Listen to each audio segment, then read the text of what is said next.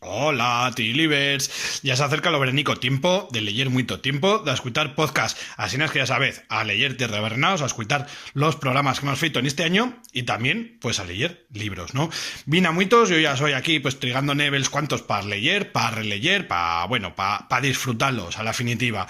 Y lo que os propuso, precisamente, pues eso, que me recomendéis un libro. Puede estar en aragonés, puede estar en catalán, puede estar en castellano, puede estar en la lengua que queráis, pero que sea un buen libro.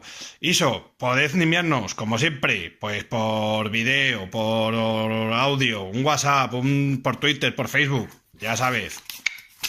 Tierrabarrenaos@gmail.com, en Twitter, en Facebook, en Instagram, metes Tierra de Barrenaos, y bueno, pues así me trobaréis. Pues eso, enviadme la vuestra propuesta. ¿Qué libro me proposad para lo verano? Un proposad a la chen que se liga este verano, por qué tos fagoy, por qué no, lo que sea, ¿vale?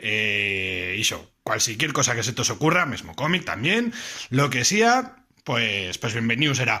Y ya sabes, la mía recomendación, pues ¿cuál va a estar? Para hablar de follet, lo libro que lo he feito yo, que, pues eso, nuevos relatos de Follet, madaleneros, para disfrutar este veranico, todos posadas así en la playa, en el parque, en lo treballo, o aunque queráis, para leyétoslo, oye, una cosa de Vitibomba, lo podés trobar, ya sabéis, en Nogará, en la Plaza de Aso sin número, u en la Vía Láctea, en la carrera Doctor Palomar de Zaragoza, en lo número 25, que yo he abierto todos los días de tardes.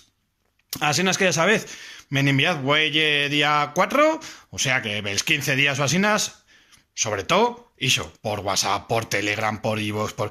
será, y si no, me aturad por la carrera, o me venís a escar a ta casa, o lo que queráis. Pero iso, enviadme bella coseta, hombre, que había muchas cosas para leer y yo quiero saber qué leyes. Venga, que vaya bueno, te believers.